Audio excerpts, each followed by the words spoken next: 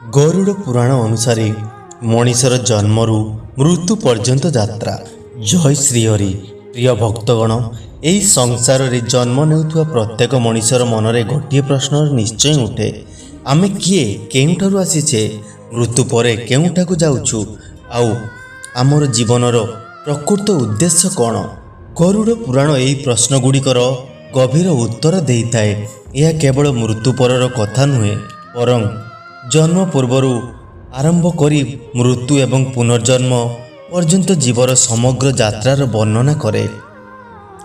ଭଗବାନ ବିଷ୍ଣୁ ଗରୁଡ଼କୁ କହିଥିଲେ, ହେ ଗରୁଡ଼, ଏହି ଶରୀର ନଶ୍ୱର, କିନ୍ତୁ ଆତ୍ମା ଆମର। ଯେପରି ମଣିଷ ପୁରୁଣା ବସ୍ତ୍ର ଛାଡ଼ି ନୂଆ ବସ୍ତ୍ର ପିନ୍ଧେ, ସେପରି ଆତ୍ମା ପୁରୁଣା ଗଭୀର ତ୍ୟାଗ କରି ନୂଆ ଶରୀର ଗ୍ରହଣ କରେ। ମଣିଷ ନିଜକୁ ଶରୀର ବୋଲି ଭାବି ମୋହରେ ପଡ଼ିଥାଏ, କିନ୍ତୁ ଏହି ଶରୀର ପଞ୍ଚଭୂତରେ ଗଠିତ ଏବଂ ଦିନେ ନା ଦିନେ ପୁଣି ସେ ପଞ୍ଚଭୂତରେ ମିଶିଯାଏ। ଆତ୍ମା କେବେ ଜଳେ ନାହିଁ, କାଟି ହୁଏ ନାହିଁ, ମରେ ନାହିଁ, ସେ ଅନନ୍ତ ଓ ସନାତନ। ପ୍ରତ୍ୟେକ ଜନ୍ମ ପୁନର୍ଜନ୍ମର କର୍ମର ଫଳ। ଭଲ କର୍ମ ଭଲ ଜନ୍ମର କାରଣ ହୁଏ, ଆଉ ଅଧର୍ମ ଓ ପାପ ଜୀବକୁ ଦୁଃଖରେ ପଥରେ ନେଇଯାଏ। ଗରୁଡ଼ ପୁରାଣ କହେ, ଯେତେବେଳେ ଜୀବର ପୂର୍ବ କର୍ମର ଫଳ ଭୋଗ କରିବାର ସମୟ ଆସେ, ସେତେବେଳେ ଈଶ୍ୱରଙ୍କ ଇଚ୍ଛାରେ ସେ ନୂଆ ଗର୍ଭରେ ପ୍ରବେଶ କରେ। ପିତାଙ୍କ ବୀର୍ଯ୍ୟ ଓ ମାତାଙ୍କ ଗର୍ଭର ସଂଯୋଗରେ ଶରୀରର ଆରମ୍ଭ ହୁଏ, କିନ୍ତୁ ଜୀବନ ଆସେ ଆତ୍ମାର ପ୍ରବେଶରେ। ଗର୍ଭର ପ୍ରଥମ ଦିନରେ ଶରୀର ଅତ୍ୟନ୍ତ ସୂକ୍ଷ୍ମ ଅବସ୍ଥାରେ ରହେ। ଧୀରେ ଧୀରେ ଅଙ୍ଗ ପ୍ରତ୍ୟଙ୍ଗ ଗଠନ ହୁଏ। ମାସ ପରେ ମାସ ଆଖି, କାନ, ହୃଦୟ, ହାତ, ଗୋଡ଼ ଓ ଅନ୍ୟାନ୍ୟ ଅଙ୍ଗ ବିକଶିତ ହୁଏ। ଗରୁଡ଼ ପୁରାଣରେ ବର୍ଣ୍ଣନା ମିଳେ ଯେ ଗର୍ଭରେ ଥିବା ଜୀବ ନିଜ ପୁନର୍ଜନ୍ମର ଅନେକ ସ୍ମୃତି ମନେ ପକାଏ। ସେ ନିଜର ପାପ ଓ ପୁଣ୍ୟକୁ ସ୍ମରଣ କରି ଅନୁତାପ କରେ। ସେ ମନେ ମନେ ପ୍ରାର୍ଥନା କରେ, ହେ ପ୍ରଭୁ, ଏଥର ଯଦି ମୋତେ ମଣିଷ ଜନ୍ମ ମିଳେ, ମୁଁ ଆପଣଙ୍କ ନାମ ସ୍ମରଣ କରିବି, ଧର୍ମ ପାଳନ କରିବି, କାହାର ଅନିଷ୍ଟ କରିବି ନାହିଁ ଏବଂ ସତ୍ୟର ପଥରେ ଚାଲିବି। କିନ୍ତୁ ଯେତେବେଳେ ଶିଶୁ ଜନ୍ମ ନିଏ, ସେତେବେଳେ ଈଶ୍ୱରଙ୍କ ମାୟାରେ ପ୍ରଭାବିତ ହୋଇ ସେହି ସ୍ମୃତି ଲିପ୍ତ ହୋଇଯାଏ। ସେ ପୁଣି ସଂସାରର ମୋହ, ଲୋଭ, କ୍ରୋଧ ଓ ଅହଙ୍କାରରେ ବାନ୍ଧି ହୋଇଯାଏ। ଏ ହେଉଛି ମଣିଷର ସବୁଠାରୁ ବଡ଼ ଦୁଃଖ, ଯେ ପ୍ରତିଜ୍ଞା ସେ ଗର୍ଭରେ କରିଥିଲା, ଜନ୍ମ ପରେ ତାକୁ ଭୁଲିଯାଏ। ଗରୁଡ଼ ପୁରାଣ ଆମକୁ ଶିଖାଏ ଯେ ମଣିଷ ଜନ୍ମ ଅତ୍ୟନ୍ତ ଦୁର୍ଲଭ। ଅସଂଖ୍ୟ ଜନିରେ ଘୂରିବା ପରେ ଜୀବ ଏହି ସୁଯୋଗ ପାଏ। ଏହି ଜନ୍ମ କେବଳ ଭୋଗ ପାଇଁ ନୁହେଁ, ବରଂ ଧର୍ମ, ସେବା, ଭକ୍ତି ଓ ଆତ୍ମଜ୍ଞାନ ପାଇଁ। ଯେ ବ୍ୟକ୍ତି ସତ୍ୟ କହେ, ପିତାମାତାଙ୍କୁ ସମ୍ମାନ କରେ, ଗୁରୁଙ୍କୁ ଆଦର କରେ, ଦରିଦ୍ରକୁ ସାହାଯ୍ୟ କରେ ଏବଂ ଈଶ୍ୱରଙ୍କ ନାମ ସ୍ମରଣ କରେ, ସେ ନିଜ ଜୀବନକୁ ସଫଳ କରେ। ଆଉ ଯେ ମଣିଷ କେବଳ ଧନ, ଅହଙ୍କାର ଓ ସ୍ୱାର୍ଥର ଜୀବନ କାଟେ, ସେ ନିଜ ଅମୂଲ୍ୟ ଜନ୍ମକୁ ବ୍ୟର୍ଥ କରିଥାଏ। ସେଥିପାଇଁ ଭଗବାନ ବିଷ୍ଣୁ କୁହନ୍ତି, ମୃତ୍ୟୁ ନିଶ୍ଚିତ, ତେଣୁ ମୃତ୍ୟୁକୁ ଭୟ କରିବା ନୁହେଁ, ବରଂ ଏପରି ଜୀବନ ବଞ୍ଚ ଯାହାଦ୍ୱାରା ମୃତ୍ୟୁ ପରେ ଅନୁତାପ କରିବାକୁ ନ ପଡ଼େ। ଏହି ଜୀବନ କ୍ଷଣଭଙ୍ଗୁର। ଧନ, ସମ୍ପତ୍ତି, ସୌନ୍ଦର୍ଯ୍ୟ, ଶକ୍ତି ଓ ପଦବୀ ସବୁ ଏଠାରେ ରହିଯିବ। ଆମ ସହିତ ଯିବ କେବଳ ଆମର କର୍ମ। ତେଣୁ ପ୍ରତ୍ୟେକ ଦିନକୁ ପବିତ୍ର କରନ୍ତୁ, ସତ୍ୟ କହନ୍ତୁ, କରୁଣା ରଖନ୍ତୁ, ଧର୍ମ ପାଳନ କରନ୍ତୁ ଏବଂ ଭଗବାନଙ୍କ ନାମ ସ୍ମରଣ କରନ୍ତୁ। ଏ ହେଉଛି ଗରୁଡ଼ ପୁରାଣର ପ୍ରଥମ ଏବଂ ସର୍ବଶ୍ରେଷ୍ଠ ଶିକ୍ଷା। ଭଗବାନ ବିଷ୍ଣୁ ଗରୁଡ଼କୁ କହିଥିଲେ, ଯେତେବେଳେ ଜୀବ ନିଜ କର୍ମଫଳ ଅନୁଯାୟୀ ନୂତନ ଜନ୍ମ ପାଇବାର ସମୟରେ ପହଞ୍ଚେ, ସେତେବେଳେ ସେ ମାତାଙ୍କ ଗର୍ଭରେ ପ୍ରବେଶ କରେ। ସେଠୁ ଆରମ୍ଭ ହୁଏ ଏକ ନୂଆ ଯାତ୍ରା। ପ୍ରଥମ ମାସରେ ଜୀବ ଅତ୍ୟନ୍ତ ସୂକ୍ଷ୍ମ ଅବସ୍ଥାରେ ରହେ।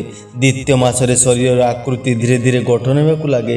ତୃତୀୟ ମାସରେ ହାତ, ଗୋଡ଼, ମୁଣ୍ଡ ଓ ଅନ୍ୟାନ୍ୟ ଅଙ୍ଗର ଆରମ୍ଭ ହୁଏ। ଚତୁର୍ଥ ଓ ପଞ୍ଚମ ମାସରେ ହୃଦୟ, ଇନ୍ଦ୍ରିୟ ଓ ଚେତନାର ବିକାଶ ହୁଏ। ଷଷ୍ଠ ଓ ସପ୍ତମ ମାସରେ ଜୀବ ଧୀରେ ଧୀରେ ନିଜ ପୁନର୍ଜନ୍ମର କଥା ସ୍ମରଣ କରିବାକୁ ଲାଗେ। ସେ ଭାବେ, କେତେଥର ମୁଁ ଜନ୍ମ ନେଇଛି, କେତେଥର ଧନ ପାଇଛି, କେତେଥର ମୋର ପରିବାର ଥିଲା, କିନ୍ତୁ ଶେଷରେ ସବୁକିଛି ଛାଡ଼ି ଯିବାକୁ ପଡ଼ିଲା। ସେ ନିଜ ପାପକୁ ସ୍ମରଣ କରି ଅନୁତାପ କରେ, ମନେ ମନେ ପ୍ରାର୍ଥନା କରେ, ହେ ନାରାୟଣ, ମୋତେ ଏଥର ଏପରି ବୁଦ୍ଧି ଦିଅନ୍ତୁ ଯେ ମୁଁ ଲୋଭ କ୍ରୋଧ ଓ ଅହଙ୍କାର ଠାରୁ ଦୂରେ ରହିବି। ମୁଁ ଧର୍ମର ପଥରେ ଚାଲିବି ଏବଂ ଆପଣଙ୍କୁ ଭକ୍ତି କରିବି। ଗର୍ଭରେ ଥିବା ଜୀବ ପାଇଁ ସେହି ସ୍ଥାନ ଆରାମଦାୟକ ନୁହେଁ। ସେ ଅସହାୟ ଅବସ୍ଥାରେ ରହେ ଏବଂ ଈଶ୍ୱରଙ୍କ କୃପା ହିଁ ତାଙ୍କର ଏକମାତ୍ର ଆଶ୍ରୟ। ସମୟ ପୂର୍ଣ୍ଣ ହେଲେ ଜନ୍ମର କ୍ଷଣ ଆସେ। ଶିଶୁ ଜନ୍ମ ନେବା ସହିତ ଜଗତର ଆଲୋକ ଦେଖେ, କିନ୍ତୁ ସେହି ମୁହୂର୍ତ୍ତରେ ମାୟା ତାକୁ ଆବୃତ କରିଦିଏ। ଗର୍ଭରେ କରିଥିବା ସମସ୍ତ ପ୍ରତିଜ୍ଞା ସେ ଭୁଲିଯାଏ। ତାପରେ ସେ ଧୀରେ ଧୀରେ ନିଜକୁ ଶରୀର ବୋଲି ଭାବିବାକୁ ଲାଗେ। ସମ୍ପର୍କ, ଧନ, ଘର, ମାନ, ସମ୍ମାନ, ସୁଖ, ଦୁଃଖ ଏସବୁକୁ ସେ ସ୍ଥାୟୀ ବୋଲି ମନେ କରେ। ଏହା ହିଁ ମାୟାର ପ୍ରଭାବ। ଗରୁଡ଼ ପୁରାଣ ଶିଖାଏ ଯେ ମଣିଷ ଜନ୍ମ ଅମୂଲ୍ୟ। ଏହାକୁ କେବଳ ଭୋଗରେ ନଷ୍ଟ କରିବା ଉଚିତ ନୁହେଁ। ସତ୍ୟ, ଦୟା, ଦାନ, ସେବା ଓ ଭଗବାନଙ୍କ ସ୍ମରଣ ହିଁ ଜୀବନକୁ ସାର୍ଥକ କରେ।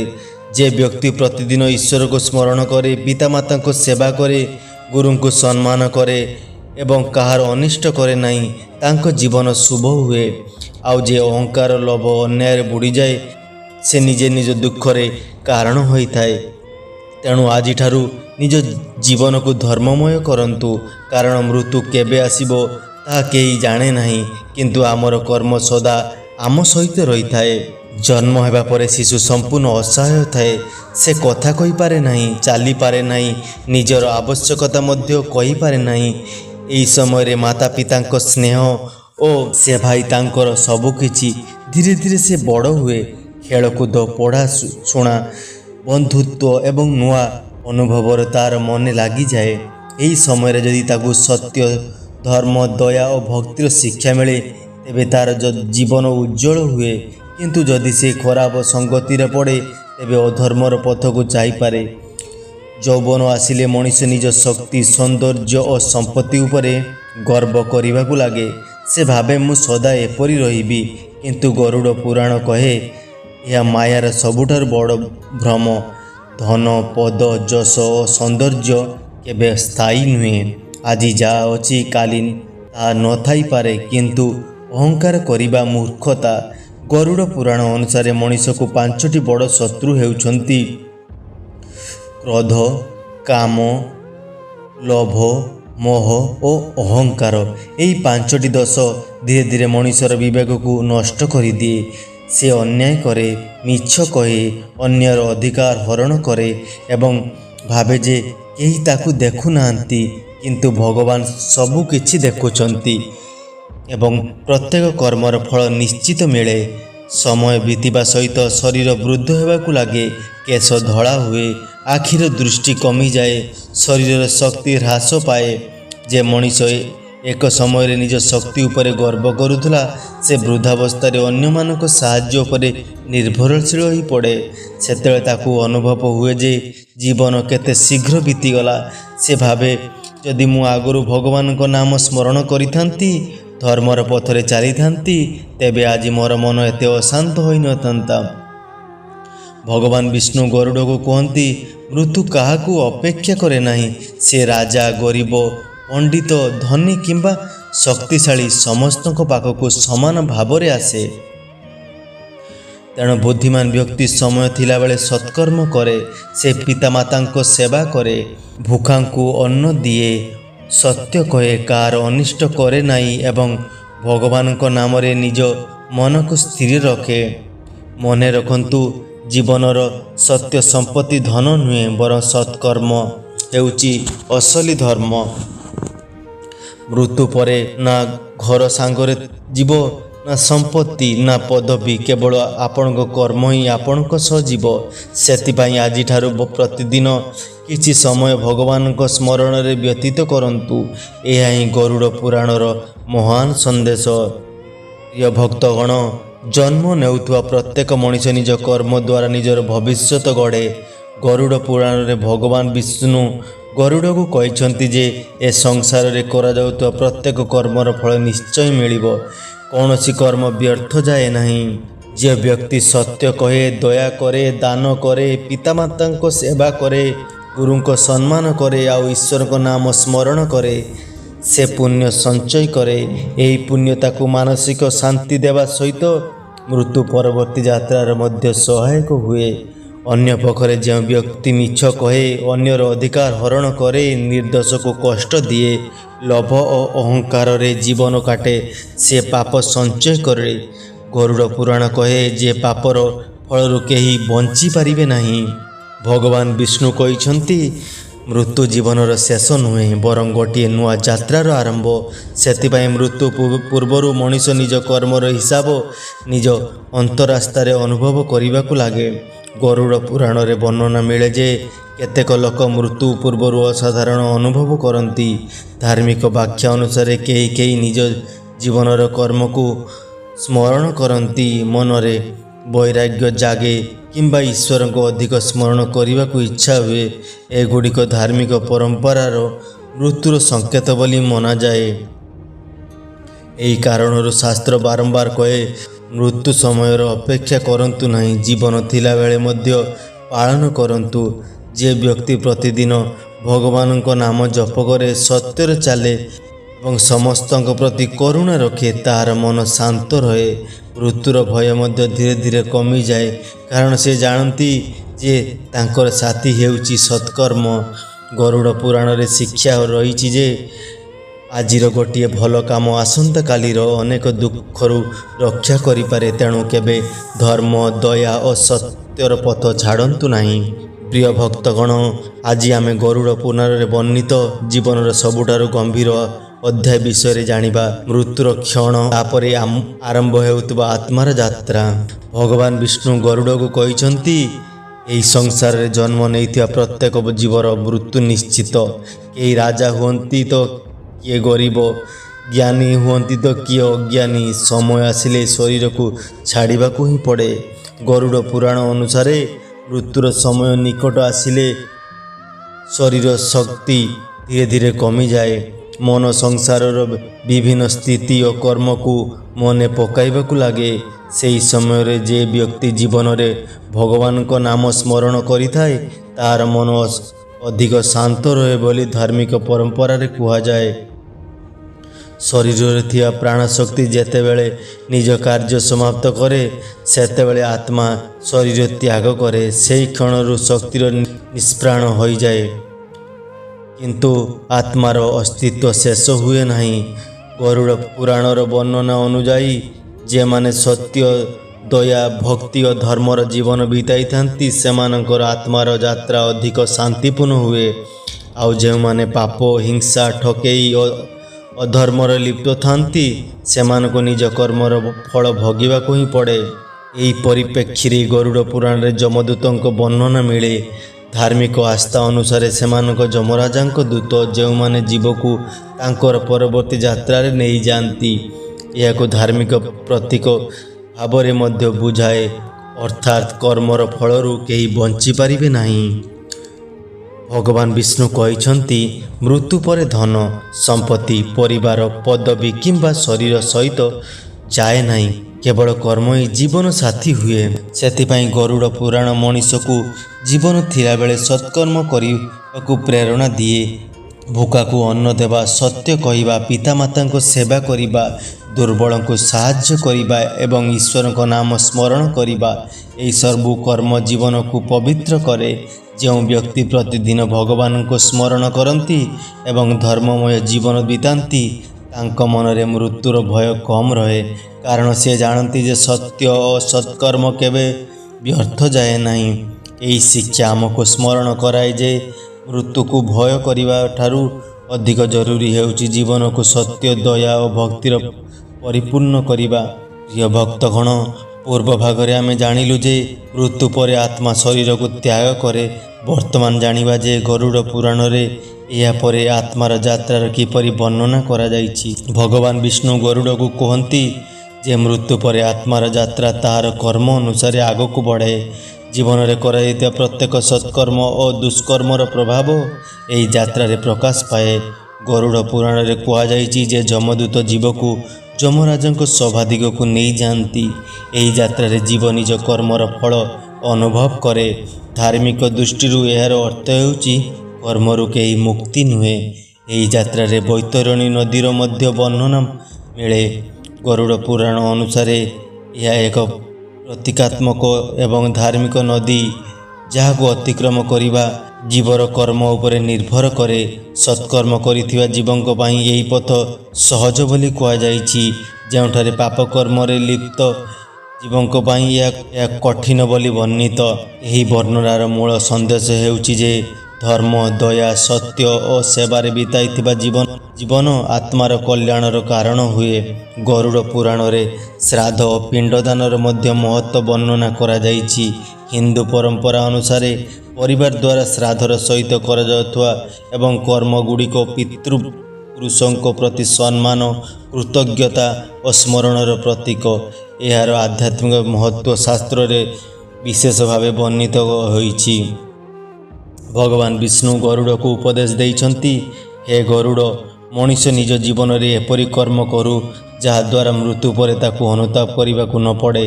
ଧନ, ଘର, ପରିବାରର ସବୁ ଏଠାରେ ରହିଯାଏ, କିନ୍ତୁ ସତ୍କର୍ମ ସଦା ଆତ୍ମାର ସାଥୀ ହୁଏ। ଏହି କାରଣରୁ ଗରୁଡ଼ ପୁରାଣ ବାରମ୍ବାର ସତ୍ୟ, ଦାନ, ଭକ୍ତି, ସଂଯମ ଓ କରୁଣାର ମହତ୍ତ୍ୱ ବୁଝାଏ। ଏହାର ଉଦ୍ଦେଶ୍ୟ ଭୟ ସ୍ପଷ୍ଟ କରିବା ନୁହେଁ, ବରଂ ମଣିଷକୁ ସତ୍ ଜୀବନ ବଞ୍ଚିବା ପାଇଁ ପ୍ରେରଣା ଦେବା।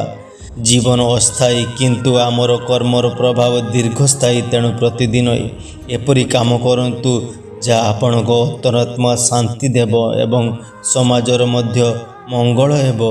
ପ୍ରିୟ ଭକ୍ତଗଣ, ପୂର୍ବ ଭାଗରେ ଆମେ ମୃତ୍ୟୁ ପରେ ଆତ୍ମାର ଯାତ୍ରା ବୈତରଣୀ ନଦୀ ବିଷୟରେ ଜାଣିଥିଲୁ। ବର୍ତ୍ତମାନ ଆସନ୍ତୁ ଗରୁଡ଼ ପୁରାଣରେ ବର୍ଣ୍ଣିତ ଯମରାଜାଙ୍କ ସଭା ଓ କର୍ମର ବିଚାର ବିଷୟରେ ଜାଣିବା। ଗରୁଡ଼ ପୁରାଣ ଅନୁସାରେ ଆତ୍ମା ନିଜର ଯାତ୍ରା ଶେଷ କରି ଯମରାଜାଙ୍କ ସଭାରେ ପହଞ୍ଚେ। ସେଠାରେ କୌଣସି ଧନ, ପଦବୀ, ପରିଚୟ କିମ୍ବା ପ୍ରଭାବ କାମ କରେ ନାହିଁ। ସେଠାରେ କେବଳ ମଣିଷର କର୍ମର ମୂଲ୍ୟ ରହେ। ଭଗବାନ ବିଷ୍ଣୁ ଗରୁଡ଼କୁ କହନ୍ତି ଯେ ଯମରାଜା ଧର୍ମର ପ୍ରତୀକ। ସେ କାହା ପ୍ରତି ପକ୍ଷପାତ କରନ୍ତି ନାହିଁ। ଯେପରି ନ୍ୟାୟାଳୟରେ ପ୍ରମାଣର ଆଧାରରେ ନିଷ୍ପତ୍ତି ହୁଏ, ସେହିପରି ଧାର୍ମିକ ବର୍ଣ୍ଣନା ଅନୁସାରେ ଯମରାଜଙ୍କ ସଭାରେ ମଧ୍ୟ କର୍ମ ଅନୁସାରେ ବିଚାର କରାଯାଏ। ଏହି ପରିପ୍ରେକ୍ଷୀରେ ଚିତ୍ରଗୁପ୍ତଙ୍କ ଉଲ୍ଲେଖ ଆସେ। ସେ ଏପରି ଏକ ଦିବ୍ୟ ସତ୍ତା ଭାବେ ବର୍ଣ୍ଣିତ, ଯିଏ ପ୍ରତ୍ୟେକ ଜୀବର କର୍ମର ହିସାବ ସଂରକ୍ଷଣ କରନ୍ତି। ଏହାର ଆଧ୍ୟାତ୍ମିକ ଅର୍ଥ ହେଉଛି ଆମର କୌଣସି କର୍ମ ଲୁଚି ରହେ ନାହିଁ। ମଣିଷ ଜୀବନରେ ଯେତେ ଭଲ କର୍ମ କରିଥାଏ, ଦାନ, ସେବା, ସତ୍ୟ, ଦୟା, ଭକ୍ତି, ପିତାମାତାଙ୍କ ସେବା, ଗୁରୁଙ୍କ ସମ୍ମାନ, ସବୁ ପୁଣ୍ୟ ରୂପେ ବିବେଚିତ ହୁଏ। ସେହିପରି ମିଛ କହିବା, ଠକେଇ କରିବା, ଅନ୍ୟକୁ କଷ୍ଟ ଦେବା, ଅହଙ୍କାର, ଲୋଭ, ଅନ୍ୟାୟ ଓ ଅଧର୍ମକୁ ପାପ ଭାବେ ଗଣନା କରିବା। ଗରୁଡ଼ ପୁରାଣର ଶିକ୍ଷା ହେଉଛି ଯେ ଈଶ୍ୱରଙ୍କ ନ୍ୟାୟରେ କୌଣସି ଭୁଲ ହୁଏ ନାହିଁ। ପ୍ରତ୍ୟେକ ଜୀବ ନିଜ କର୍ମର ଫଳ ପାଏ। ତେଣୁ ମଣିଷ କେବେ ଏହା ଭାବିବା ଉଚିତ ନୁହେଁ ଯେ ଖରାପ କାମ କରି ସେ ବଞ୍ଚିଯିବ। ଭଗବାନ ବିଷ୍ଣୁ କହିଛନ୍ତି, ଯେ ବ୍ୟକ୍ତି ନିଜ ଜୀବନରେ ସତ୍ୟ, ଦୟା, ଧର୍ମ, କ୍ଷମା ଅନୁସରଣ କରେ, ତାଙ୍କର ମନ ମୃତ୍ୟୁ ପରେ ମଧ୍ୟ ଶାନ୍ତ ରହେ। କିନ୍ତୁ ଯେ ଅଧର୍ମର ଜୀବନ କାଟେ, ସେ ନିଜ କର୍ମର ଫଳରୁ ବଞ୍ଚିପାରିବ ନାହିଁ। ଏହି ଶିକ୍ଷାରେ ଉଦ୍ଦେଶ୍ୟ ଭୟ ସୃଷ୍ଟି କରିବା ନୁହେଁ, ବରଂ ଏହା ମଣିଷକୁ ସ୍ମରଣ କରାଏ ଯେ ଜୀବନରେ ପ୍ରତ୍ୟେକ ଦିନ ଏକ ସୁଯୋଗ। ଆଜି ଯଦି ଆମେ ସତ୍ୟର ପଥ ବାଛୁ, ତେବେ ଆସନ୍ତାକାଲି ଆମର ଅନ୍ତରାତ୍ମା ଶାନ୍ତ ହେବ। ତେଣୁ ପ୍ରତିଦିନ ନିଜକୁ ପଚାରନ୍ତୁ, ମୁଁ କାହାକୁ ସାହାଯ୍ୟ କଲି କି? ମୁଁ ସତ୍ୟ କହିଲି କି? ମୁଁ କାହାର ମନକୁ କଷ୍ଟ ଦେଲି କି? ମୁଁ ଭଗବାନଙ୍କୁ ସ୍ମରଣ କଲି କି? ଏହି ପ୍ରଶ୍ନଗୁଡ଼ିକର ଉତ୍ତର ହିଁ ଆମର ଜୀବନର ଦିଗ ନିର୍ଣ୍ଣୟ କରେ। ଗରୁଡ଼ ପୁରାଣର ସାର ହେଉଛି, ଧର୍ମରେ ଚାଲନ୍ତୁ, କାରଣ ଧର୍ମ ହିଁ ଶେଷ ପର୍ଯ୍ୟନ୍ତ ଆପଣଙ୍କ ସତ୍ୟ ସାଥୀ। ପୂର୍ବ ଭାଗରେ ଆମେ ଯମରାଜଙ୍କ ସଭା ଏବଂ ଚିତ୍ରଗୁପ୍ତଙ୍କ କର୍ମଲେଖା ବିଷୟରେ ଜାଣିଥିଲୁ। ବର୍ତ୍ତମାନ ଆସନ୍ତୁ ଗରୁଡ଼ ପୁରାଣରେ ବର୍ଣ୍ଣିତ ସ୍ୱର୍ଗ, ନର୍କ ଏବଂ ପୁନର୍ଜନ୍ମର ରହସ୍ୟ ବିଷୟରେ ଜାଣିବା। ଭଗବାନ ବିଷ୍ଣୁ ଗରୁଡ଼କୁ କୁହନ୍ତି, ଏ ସଂସାରରେ କୌଣସି କର୍ମ ବ୍ୟର୍ଥ ଯାଏ ନାହିଁ। ପ୍ରତ୍ୟେକ ଭଲ କାମ ପୁଣ୍ୟ ରୂପେ ଏବଂ ପ୍ରତ୍ୟେକ ଅଧର୍ମ ପାପ ରୂପେ ଜୀବ ସହିତ ରହେ। ଧାର୍ମିକ ବର୍ଣ୍ଣନା ଅନୁସାରେ ଯେଉଁମାନେ ସତ୍ୟ, ଦୟା, ଭକ୍ତି, ଦାନ, ସେବା ଓ ଧର୍ମରେ ଜୀବନ ବିତାନ୍ତି, ସେମାନେ ପୁଣ୍ୟର ଫଳ ପ୍ରାପ୍ତି କରନ୍ତି। ସ୍ୱର୍ଗକୁ ଏଠାରେ ଶାନ୍ତି, ଆନନ୍ଦ ଓ ପୁଣ୍ୟର ଫଳର ପ୍ରତୀକ ଭାବେ ବର୍ଣ୍ଣନା କରାଯାଇଛି। ଅନ୍ୟପକ୍ଷେ ଯେଉଁମାନେ ଲୋଭ, ହିଂସା, ଅନ୍ୟାୟ, ଠକେଇ, ମିଛ ଓ ନିଷ୍ଠୁରତାର ଜୀବନ କଟାନ୍ତି, ସେମାନେ ନିଜ ପାପର ଫଳ ଭୋଗ କରନ୍ତି। ନର୍କର ବର୍ଣ୍ଣନାକୁ ଗରୁଡ଼ ପୁରାଣରେ ପାପର ପରିଣାମ ବୁଝାଇବା ପାଇଁ ଆଧ୍ୟାତ୍ମିକ ଓ ନୈତିକ ଶିକ୍ଷା ଭାବେ ଉପସ୍ଥାପନା କରାଯାଇଛି। ଭଗବାନ ବିଷ୍ଣୁ କହିଛନ୍ତି, ହେ ଗରୁଡ଼, ସ୍ୱର୍ଗ ଓ ନର୍କର ପଥ ମଣିଷ ନିଜ କର୍ମ ଦ୍ୱାରା ନିଜେ ସୃଷ୍ଟି କରେ। ଏହା ଅର୍ଥ ହେଉଛି ଆମେ ପ୍ରତ୍ୟେକ ନିଷ୍ପତ୍ତି ଆମର ଭବିଷ୍ୟତ ଦିଗ ନିର୍ଣ୍ଣୟ କରେ। ଗରୁଡ଼ ପୁରାଣରେ ଆହୁରି କୁହାଯାଇଛି ଯେ ଯେତେବେଳେ ଜୀବ ନିଜ କର୍ମଫଳ ଭୋଗ କରି ସମାପ୍ତ କରେ ସେତେବେଳେ ତାକୁ ପୁନର୍ଜନ୍ମ ମିଳେ। ସେହି ନୂଆ ଜନ୍ମର ପ୍ରକାର ପୂର୍ବ କର୍ମ ଉପରେ ନିର୍ଭର କରେ। ସେଥିପାଇଁ ଶାସ୍ତ୍ର ବାରମ୍ବାର କହେ ଯେ ମଣିଷ ଜନ୍ମ ଅତ୍ୟନ୍ତ ଦୁର୍ଲଭ। ଏହି ଜନ୍ମରେ ଯଦି ଆମେ ଭଗବାନଙ୍କ ସ୍ମରଣ, ସତ୍ୟ, ଦୟା, ଧର୍ମ ଅନୁସରଣ କରିବା ତେବେ ଜୀବନ ସାତ୍ତ୍ୱିକ ହେବ। ଭଗବାନ ବିଷ୍ଣୁ ଆହୁରି କୁହନ୍ତି, ଧନ, ଯଶ, ସୌନ୍ଦର୍ଯ୍ୟ ଓ ଶକ୍ତି କ୍ଷଣସ୍ଥାୟୀ, କିନ୍ତୁ ସତ୍କର୍ମ ଅମର। ଏହି କାରଣରୁ ଗରୁଡ଼ ପୁରାଣ କେବଳ ଋତୁ ପରବର୍ତ୍ତୀ ବିଷୟ ନୁହେଁ, ବରଂ ଜୀବନକୁ କିପରି ସତ୍ୟ, ସଂଯମ ଓ ଭକ୍ତିରେ ବଞ୍ଚିବା ଉଚିତ ସେଥିରେ ମଧ୍ୟ ଜୋର ଦେଇଥାଏ। ପ୍ରତିଦିନ ଯଦି ଆମେ ଗୋଟିଏ ଭଲ କାମ କରିବା, କାହାକୁ ସାହାଯ୍ୟ କରିବା, ମିଛ ଛାଡ଼ିବା, କ୍ରୋଧ ନିୟନ୍ତ୍ରଣ କରିବା ଏବଂ ଈଶ୍ୱରଙ୍କୁ ସ୍ମରଣ କରିବା ତେବେ ଆମର ଜୀବନ ନିଶ୍ଚୟ ଉଜ୍ଜ୍ୱଳ ହେବ। ଏହା ହେଉଛି ଗରୁଡ଼ ପୁରାଣର ମହାନ ସନ୍ଦେଶ। ମଣିଷ ନିଜ କର୍ମର ନିର୍ମାତା ଏବଂ ସତ୍କର୍ମ ହିଁ ତାଙ୍କର ସବୁଠାରୁ ବଡ଼ ସମ୍ପଦ। ପ୍ରିୟ ବନ୍ଧୁଗଣ, ପୂର୍ବ ଭାଗରେ ଆମେ ଗରୁଡ଼ ପୁରାଣରେ ବର୍ଣ୍ଣିତ ସ୍ୱର୍ଗ, ନର୍କ ଏବଂ ପୁନର୍ଜନ୍ମ ବିଷୟରେ ଜାଣିଲୁ। ବର୍ତ୍ତମାନ ଆସନ୍ତୁ ଜାଣିବା ଗରୁଡ଼ ପୁରାଣର ସବୁଠାରୁ ମହାନ ଉପଦେଶ, ମୋକ୍ଷର ପଥ। ଭଗବାନ ବିଷ୍ଣୁ ଗରୁଡ଼କୁ କହିଛନ୍ତି, ହେ ଗରୁଡ଼, ଜନ୍ମ ଓ ମୃତ୍ୟୁର ଚକ୍ରରୁ ମୁକ୍ତି ପାଇବା ହିଁ ମଣିଷ ଜୀବନର ପ୍ରଥମ ଲକ୍ଷ୍ୟ। ମଣିଷ ଧନ, ସମ୍ପତ୍ତି, ପରିବାର ଓ ସମ୍ମାନ ପାଇଁ ସାରା ଜୀବନ ପରିଶ୍ରମ କରେ, କିନ୍ତୁ ମୃତ୍ୟୁ ସମୟରେ ଏସବୁ ଏଠାରେ ରହିଯାଏ, କାରଣ ତାଙ୍କର କର୍ମ ଓ ଭକ୍ତି ତାଙ୍କ ସହିତ ଯାଏ। ଗରୁଡ଼ ପୁରାଣ ଅନୁସାରେ ମୋକ୍ଷର ପଥ କୌଣସି ଗୋଟିଏ କାର୍ଯ୍ୟରେ ମିଳେ ନାହିଁ। ଏହା ସତ୍ୟ, ଧର୍ମ, ଦୟା, ସଂଯମ, ସେବା ଓ ଭଗବାନଙ୍କ ପ୍ରତି ନିଷ୍ଠାରେ ଗଠିତ ହୁଏ। ଭଗବାନ ବିଷ୍ଣୁ କହିଛନ୍ତି, ଯେଉଁ ବ୍ୟକ୍ତି ଯଦି ସତ୍ୟ କହେ, କାହାର ଅନିଷ୍ଟ କରେ ନାହିଁ, ପିତାମାତାଙ୍କ ସେବା କରେ, ଗୁରୁଙ୍କୁ ସମ୍ମାନ କରେ, ଦରିଦ୍ର ଓ ଦୁଃଖୀଙ୍କୁ ସାହାଯ୍ୟ କରେ ଓ ଭଗବାନଙ୍କ ନାମ ସ୍ମରଣ କରେ, ସେ ଧୀରେ ଧୀରେ ନିଜ ମନକୁ ପବିତ୍ର କରେ। ଗରୁଡ଼ ପୁରାଣରେ ଆହୁରି କୁହାଯାଇଛି ଯେ ଅହଙ୍କାର ହେଉଛି ମୋକ୍ଷର ସବୁଠାରୁ ବଡ଼ ବାଧା। ଯେ ପର୍ଯ୍ୟନ୍ତ ମଣିଷ ମୁଁ ଓ ମୋର ଭାବନାରେ ବନ୍ଧା ରହେ ସେ ପର୍ଯ୍ୟନ୍ତ ନିଜ ମାୟାରୁ ସମ୍ପୂର୍ଣ୍ଣ ମୁକ୍ତ ହୋଇପାରେ ନାହିଁ। ସେଥିପାଇଁ ଶାସ୍ତ୍ର ନର୍ମତା, କ୍ଷମା ଓ କରୁଣାକୁ ମହାନ ଗୁଣ ବୋଲି କହେ। ଭଗବାନ ବିଷ୍ଣୁ କହିଛନ୍ତି, ଯେ ମଣିଷ ସମସ୍ତ ପ୍ରାଣୀର ଈଶ୍ୱରଙ୍କ ଅଂଶ ଦେଖେ, ସେ କାହାକୁ ଘୃଣା କରେ ନାହିଁ, ତାଙ୍କର ମନ ଶାନ୍ତ ହୁଏ ଏବଂ ସେ ଭକ୍ତିର ସତ୍ୟ ଅର୍ଥକୁ ବୁଝିପାରେ। ଭକ୍ତିର ଅର୍ଥ କେବଳ ପୂଜା କରିବା ନୁହେଁ, ସତ୍ୟ ଭକ୍ତି ହେଉଛି ନିଜ ଆଚରଣକୁ ପବିତ୍ର କରିବା, ସତ୍ୟ କହିବା, ନ୍ୟାୟ କରିବା ଏବଂ ଅନ୍ୟମାନଙ୍କ କଲ୍ୟାଣ ଚିନ୍ତା କରିବା। ଗରୁଡ଼ ପୁରାଣ ଆମକୁ ଶିଖାଏ ଯେ ମଣିଷ ପ୍ରତିଦିନ ନିଜକୁ ସୁଧାରିବା ଚେଷ୍ଟା କରିବା ଉଚିତ। ଛୋଟ ଛୋଟ ସତ୍କର୍ମ ମଧ୍ୟ ଜୀବନକୁ ବଦଳାଇ ପାରେ। ମନେ ରଖନ୍ତୁ, କ୍ରୋଧରେ କ୍ଷମା ଜିତନ୍ତୁ, ଲୋଭକୁ ସନ୍ତୋଷରେ ଜିତନ୍ତୁ, ଅହଙ୍କାରକୁ ନମ୍ରତାରେ ଜିତନ୍ତୁ, ଘୃଣାକୁ ପ୍ରେମରେ ଜିତନ୍ତୁ। ଏହି ପଥ ହିଁ ମଣିଷକୁ ଆଧ୍ୟାତ୍ମିକ ଉନ୍ନତି ଦିଗରେ ନେଇଥାଏ। ଶେଷରେ ଭଗବାନ ବିଷ୍ଣୁ ଗରୁଡ଼କୁ କହିଛନ୍ତି, ଧର୍ମମୟ ଜୀବନ ବଞ୍ଚ, ଈଶ୍ୱରଙ୍କୁ ସ୍ମରଣ କର ଏବଂ ନିଜ କର୍ମକୁ ପବିତ୍ର ରଖ। ଏହି ପଥ ମଣିଷକୁ ପରମ ଶାନ୍ତି ଓ ମୋକ୍ଷ ଦିଗକୁ ନେଇଯାଏ। ଏହା ହିଁ ଗରୁଡ଼ ପୁରାଣରେ ଚିରନ୍ତନ ସନ୍ଦେଶ। ଜୀବନର ସତ୍ୟ ଅର୍ଥ କେବଳ ବଞ୍ଚିବା ନୁହେଁ, ବରଂ ଧର୍ମ ଓ ଦୟା ଓ ଭକ୍ତିରେ ନିଜ ଆତ୍ମାକୁ ପବିତ୍ର କରିବା। ପ୍ରିୟ ଭକ୍ତଗଣ, ଏହି ସମ୍ପୂର୍ଣ୍ଣ ଯାତ୍ରାରେ ଆମେ ଗରୁଡ଼ ପୁରାଣରେ ବର୍ଣ୍ଣିତ ଜୀବନ, ଜନ୍ମ, କର୍ମ, ମୃତ୍ୟୁ, ପରଲୋକ ଏବଂ ମୋକ୍ଷ ପଥ ବିଷୟରେ ଜାଣିଲୁ। ବର୍ତ୍ତମାନ ଆସନ୍ତୁ ଜାଣିବା ସେହି ମହାନ ଜୀବନ ଶିକ୍ଷାଗୁଡ଼ିକ ବୁଝିବା ଯାହା ଏହି ଗ୍ରନ୍ଥ ମଣିଷକୁ ପ୍ରଦାନ କରେ। ମଣିଷର ଜନ୍ମ ଦୁର୍ଲଭ। ଏହି ଜନ୍ମକୁ କେବଳ ଭୋଗ କରିବା ପାଇଁ ନୁହେଁ, ଧର୍ମ, ସେବା ଓ ଆତ୍ମୋନ୍ନତି ପାଇଁ ବ୍ୟବହାର କରନ୍ତୁ। କର୍ମ ହିଁ ସତ୍ୟ ସାଥୀ। ଧନ, ପରିବାର ଓ ସମ୍ପତ୍ତି ଏଠାରେ ରହିଯାଏ, ସତ୍କର୍ମ ହିଁ ଆତ୍ମା ସହିତ ଯାଏ। ସତ୍ୟ କେବେ ଛାଡ଼ନ୍ତୁ ନାହିଁ। ସତ୍ୟରେ ଚାଲୁଥିବା ବ୍ୟକ୍ତିର ସଦା ମନ ଶାନ୍ତ ରହେ। ପିତାମାତାଙ୍କ ସେବା ସର୍ବୋତ୍ତମ ପୁଣ୍ୟ। ସେମାନଙ୍କୁ ସମ୍ମାନ କରିବା ଧର୍ମର ମୂଳ ଅଂଶ। ଗୁରୁଙ୍କୁ ସମ୍ମାନ କରନ୍ତୁ। ଜ୍ଞାନର ପଥ ଗୁରୁଙ୍କ ମାଧ୍ୟମରେ ଉଜ୍ଜ୍ୱଳ ହୁଏ। ଦାନ କରନ୍ତୁ। ଯଥାଶକ୍ତି ଅନ୍ନ, ବସ୍ତ୍ର କିମ୍ବା ସାହାଯ୍ୟ ଦେବା ମଣିଷର ନମ୍ର କରେ। ଲୋଭରୁ ଦୂରେ ରୁହନ୍ତୁ। ଲୋଭ କେବେ ସନ୍ତୋଷ ଦିଏ ନାହିଁ। କ୍ରୋଧକୁ ନିୟନ୍ତ୍ରଣ କରନ୍ତୁ। କ୍ରୋଧ ବିବେକକୁ ନଷ୍ଟ କରେ। ଅହଙ୍କାର ତ୍ୟାଗ କରନ୍ତୁ। ନମ୍ରତା ମଣିଷକୁ ମହାନ କରେ। ସମସ୍ତ ପ୍ରାଣୀଙ୍କ ପ୍ରତି ଦୟା କରନ୍ତୁ। କରୁଣା ଧର୍ମର ଶ୍ରେଷ୍ଠ ଲକ୍ଷଣ। ସତ୍ୟ ଭକ୍ତି ଆଚରଣରେ ହିଁ ଦେଖାଯାଏ। କେବଳ ପୂଜା ନୁହେଁ, ଭଲ ବ୍ୟବହାର ମଧ୍ୟ ଭକ୍ତିର ଅଂଶ। ସମୟର ମୂଲ୍ୟ ବୁଝନ୍ତୁ। ଗତ ସମୟ କେବେ ଫେରି ଆସେ ନାହିଁ। ମୃତ୍ୟୁକୁ ସ୍ମରଣ କରନ୍ତୁ। ଏହା ଭୟ ପାଇଁ ନୁହେଁ, ସଠିକ୍ ଜୀବନ ବଞ୍ଚିବାର ପ୍ରେରଣା ପାଇଁ। ଅନ୍ୟାୟ କରନ୍ତୁ ନାହିଁ। ପ୍ରତ୍ୟେକ କର୍ମର ଫଳ ନିଶ୍ଚୟ ମିଳେ। କ୍ଷମାର ଅଭ୍ୟାସ କରନ୍ତୁ। କ୍ଷମା ମନକୁ ହାଲୁକା କରେ। ସନ୍ତୋଷରେ ରୁହନ୍ତୁ। ସନ୍ତୋଷ ହିଁ ସବୁଠାରୁ ବଡ଼ ସମ୍ପଦ। ନିୟମିତ ଭାବେ ଈଶ୍ୱରଙ୍କୁ ସ୍ମରଣ କରନ୍ତୁ। ଏହା ମନକୁ ସ୍ଥିର ଓ ପବିତ୍ର କରେ। ସତ୍ସଙ୍ଗର ମହତ୍ଵ। ଭଲ ସଙ୍ଗତି ଜୀବନର ଦିଗ ବଦଳାଇ ପାରେ। ପ୍ରତିଦିନ ଆତ୍ମପରୀକ୍ଷା କରନ୍ତୁ। ଆଜି ମୁଁ କେଉଁ କାମ କଲି? କାହାର ମନ ଦୁଃଖ ଦେଲି କି? ଏହି ପ୍ରଶ୍ନ ନିଜକୁ ପଚାରନ୍ତୁ। ମୋକ୍ଷର ପଥ।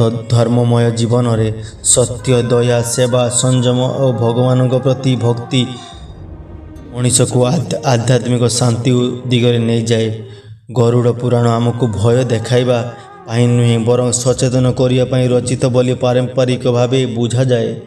ଏହାର ମୂଳ ସନ୍ଦେଶ ହେଉଛି ମଣିଷର ଏପରି ଜୀବନ ବଞ୍ଚୁ ଯେଉଁଥିରେ ତା'ର କର୍ମ ସମାଜର ମଙ୍ଗଳ କରିବ, ଅନ୍ତରାତ୍ମା ଶାନ୍ତ ରହିବ ଏବଂ ଈଶ୍ୱରଙ୍କ ପ୍ରତି ଭକ୍ତି ଅତୁଟ ରହିବ। ମନେ ରଖନ୍ତୁ ବନ୍ଧୁଗଣ, ଜନ୍ମ ଆମ ହାତରେ ନୁହେଁ, ମୃତ୍ୟୁ ମଧ୍ୟ ଆମ ହାତରେ ନୁହେଁ, କିନ୍ତୁ ଜନ୍ମ ଓ ମୃତ୍ୟୁ ମଧ୍ୟରେ ଆମେ କିପରି ଜୀବନ ବଞ୍ଚୁଛୁ ତାହା ଆମର କର୍ମ ଓ ଚରିତ୍ର ନିର୍ଣ୍ଣୟ କରେ। ଓଂ ନମୋ ନାରାୟଣ ବାସୁଦେବାୟ।